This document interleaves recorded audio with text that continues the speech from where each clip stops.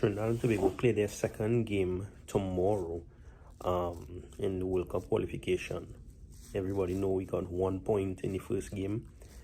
People have mixed reactions about that, but it is what it is. We have 1 point, and now we go to face Jamaica in Jamaica, and we are trying to get 3 points to keep us in the running for 2026 World Cup qualification. A draw might help, but we definitely going for a win.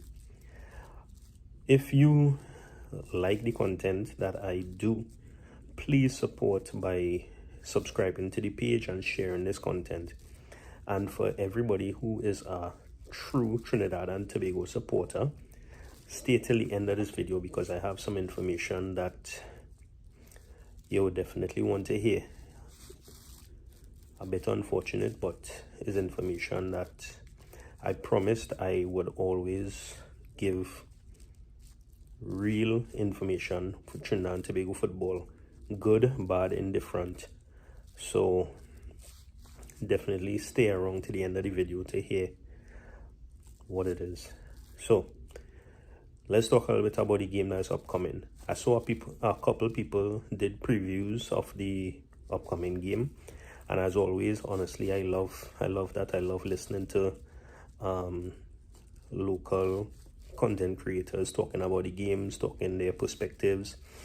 It all augurs well to show that people are really interested in Trinidad and Tobago football, and I try to do the same also, and I try to be as honest as I could. So Jamaica is coming off a 4-0 win over Bermuda. Is that a measuring stick in any way? I don't really think so. They were expected to get 3 points and they got 3 points. Trinidad and Tobago had a dogfight, and we came away with 1 point against a good Curacao team. We could have come away with 3, but we got 1. So it is what it is. Now we on, and we're going to fight what I consider a depleted Jamaica, because a lot of their big players aren't there. So we are in a good position to get 3 points. As I mentioned, our players, well, when I did the reaction video, our players look good, our defense looks solid, our attacking line was a little bit off, but they were pressing high, so I think they could coordinate and get that right. Our midfield is, well, there's 50-50 talk on the midfield. Some people like certain players, some people aren't so fancy in them. I personally think we could have done a little bit better in terms of our players in the midfield, and I've spoken about that before, so there's nothing new there. What I want to talk about are the number of cards we got in the last game.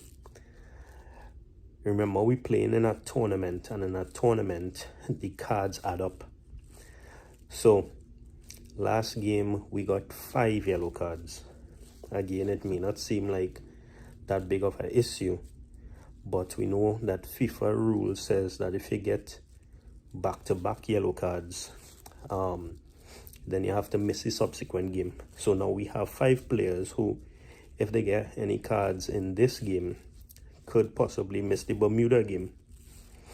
Okay, Bermuda is probably the easiest team in this group. Most people would consider it like that, so no major worries.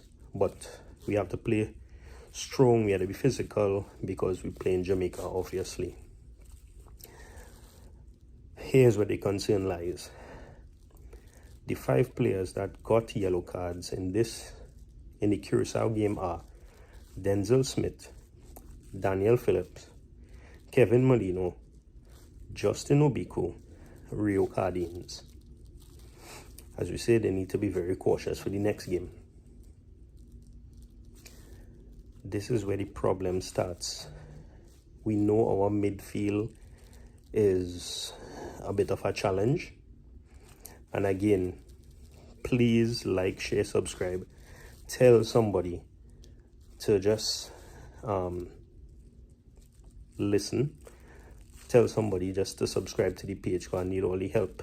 The TTFA hasn't put it out as yet, but in my doing research, our last game before that, which was also World Cup qualifiers, so it was in this tournament, we got 2 yellow cards.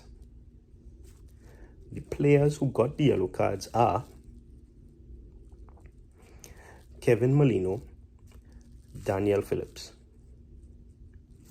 So by FIFA regulation and FIFA law, we will be playing Jamaica without Kevin Molino and Daniel Phillips.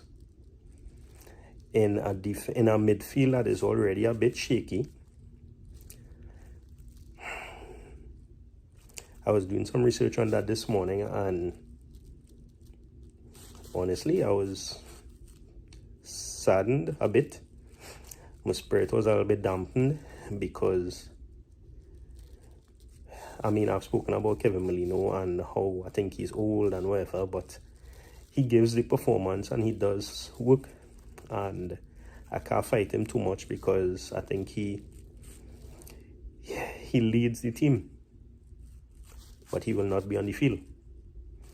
Daniel Phillips, our tank in the middle, our rock basically to hold on our defensive mid, he won't be on the field either. So from today to tomorrow, if you pray, if you have faith in God, please reach out to him and ask for some help, because we are going to face a depleted Jamaica, and I keep saying that because I want to keep that as the forefront. But we have a weakish defense because, again, the attack is okay, the defense is okay. And now we're missing 2 of our solid players in the middle. I know Jamaica is doing their psychological games in terms of not getting the hotel sorted out, whatever.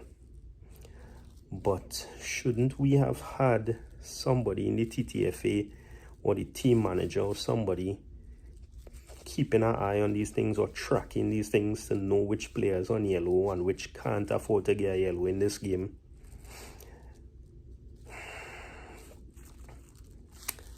Again, please like, share, and subscribe, and let's get this information out to as many people as possible. And as always, we'll talk in the comments, because if you all love the football the way I love the football, then we'll definitely have plenty conversation about this and about how we got to this point. Again, we're still back in Trinidad and Tobago, hard to get 3 points. We need to figure out who plays where. Without Kevin Molino, I think is a great opportunity for Nathaniel James to fall in there and be the direct player. Without Daniel Phillips, I have seen videos that Jareen Jackie could play a defensive mid. Obviously, we know we have Noah Powder who could play defensive mid also, and that is if Andrew Raymond is okay to play left back. But this definitely puts us in a bit of a sticky situation, and we need to figure out exactly how we're gonna get this done, because we have to get this done. So just thought I would mention that. I just thought I would bring that information. Tomorrow's game against Jamaica, a must win for us, 3 points, but we will not have captain Kevin Molino, and we will not have our defensive midfielder rock Daniel Phillips. Okay, let me know any comments. Like, share, and subscribe as always.